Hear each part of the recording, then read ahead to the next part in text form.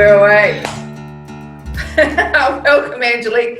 This is an introduction to our exhibition that's coming to Lewis Gallery. It's our first back in the space since our COVID shutdown. You're our first exhibiting artist. This is Angelique Wavés, who's bringing She Sells Seahells to our space, and we couldn't be more excited. And we're so excited to speak to you today and get a bit of a background for what we might expect the exhibition to be. So what kind of works are you bringing up as part of She Sells Seashells?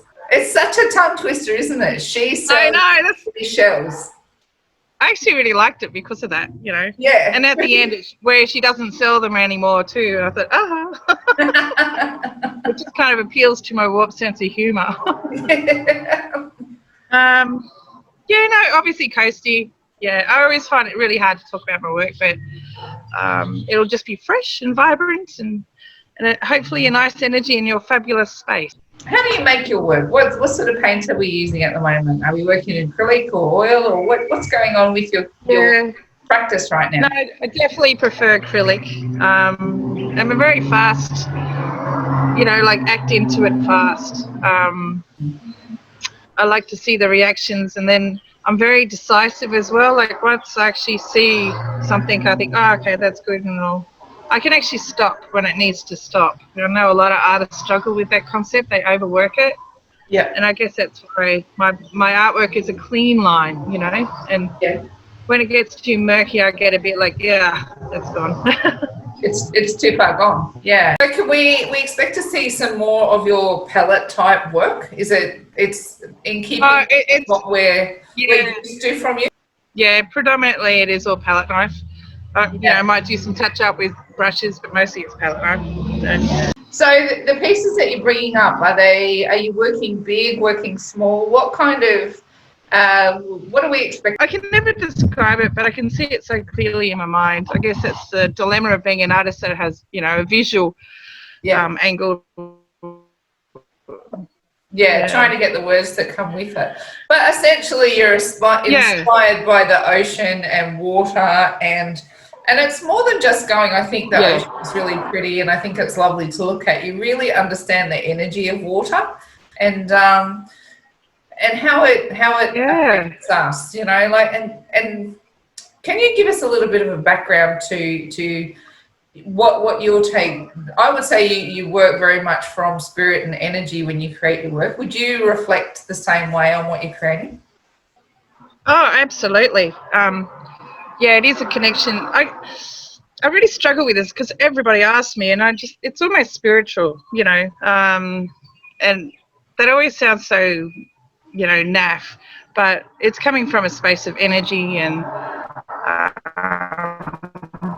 I just want to convey it.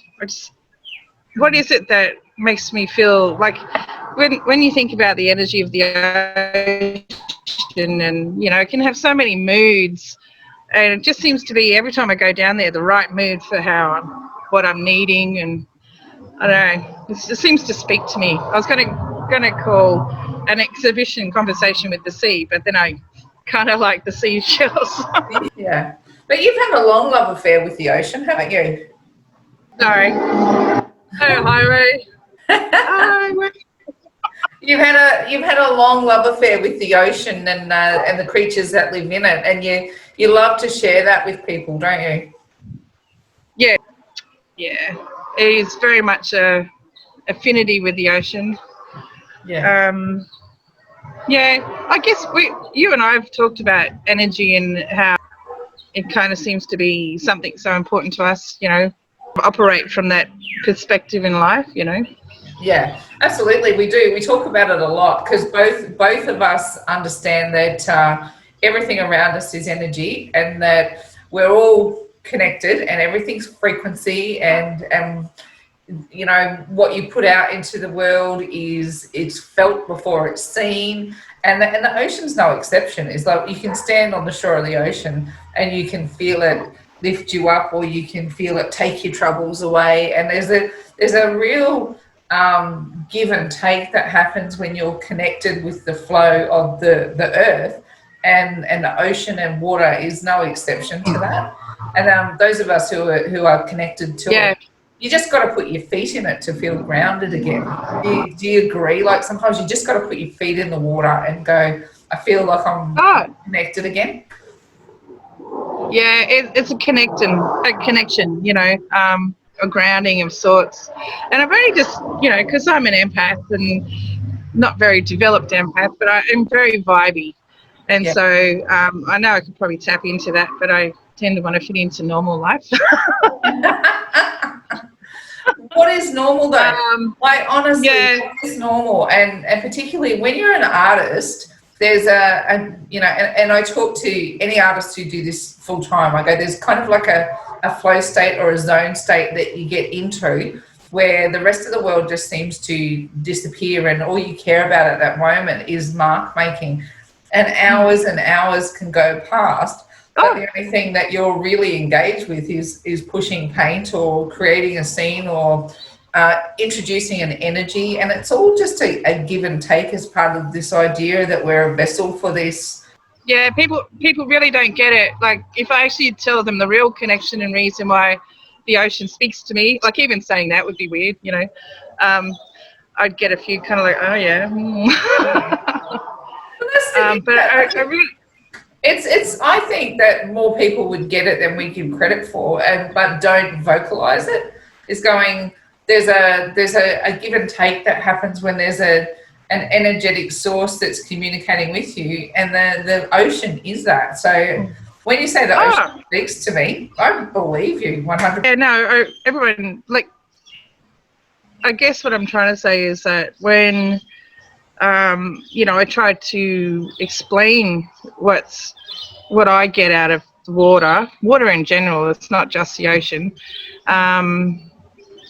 They go, well, yeah, of course, it makes you feel good. I'm like, yeah, that's it. Yeah, And basically that's good because, I'm obviously going to connect more with water, oceany people in general.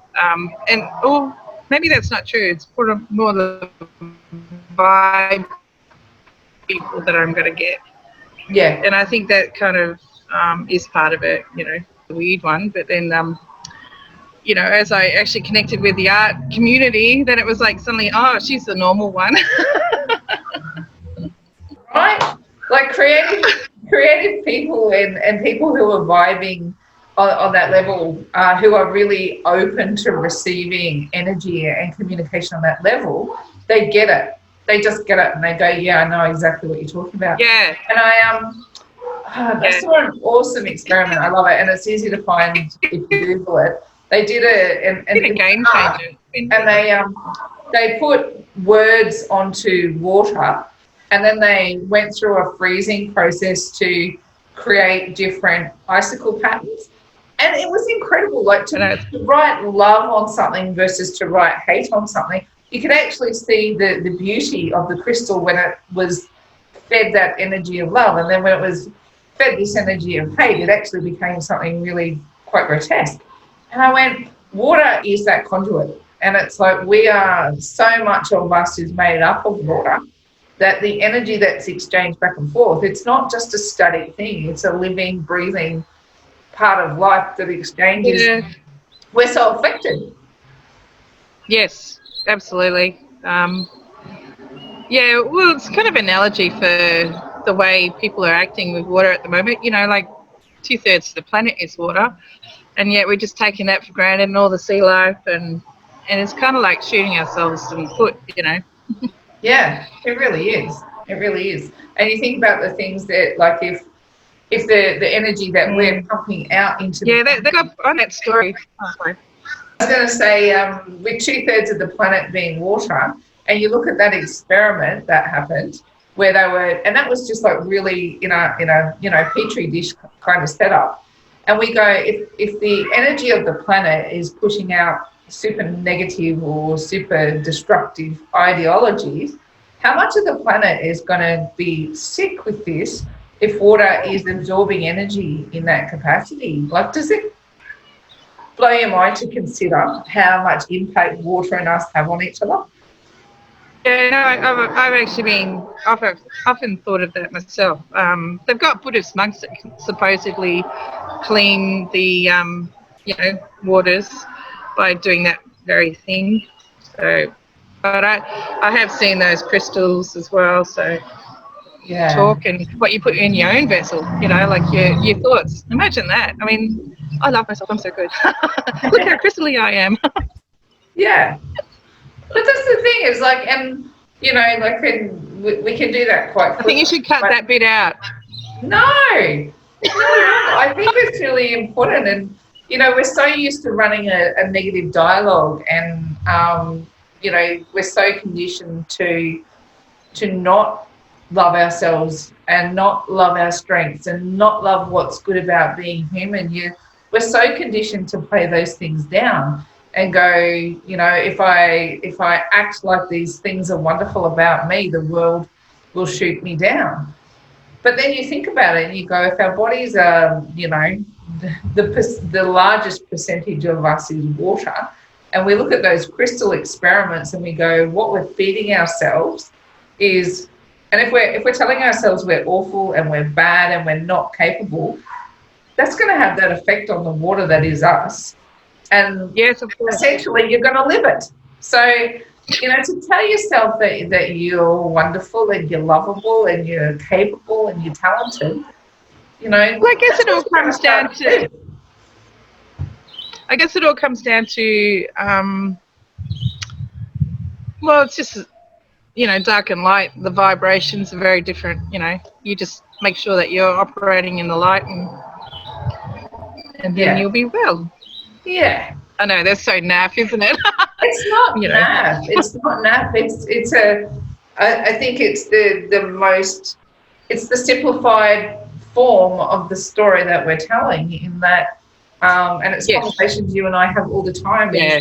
Is being super aware of what is light and what is dark, and how to play in that neutral space, so you can explore how far that pendulum swings, but essentially your default space is quite neutral, and that you can, I don't know, so you can tell yourself wonderful things without coming across like someone whose ego is out of control.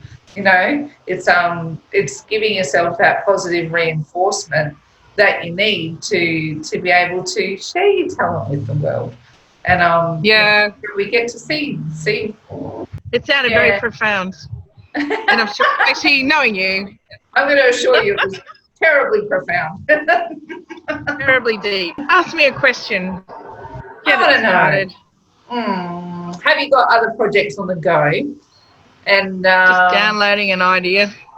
You're downloading some ideas? Well, you can come to the fabulous Lewis Gallery, run by the magical and, you know, marvellous Susie. Okay. Sells Seahells at Lewis Gallery when? The 1st to the 28th. Woo! Woohoo! So come on down. Place to be. It'll be Tuesday to Friday from 10 till 4. And then on Saturdays from 10 till 1, we'll be open across October to share Angelique's beautiful exhibition with everybody. And we'll be keeping updates online for any events that we plan together to keep sharing Angelique's beautiful work with everybody. Thanks, Susie. Thanks for having me. All right, so see ya. Bye.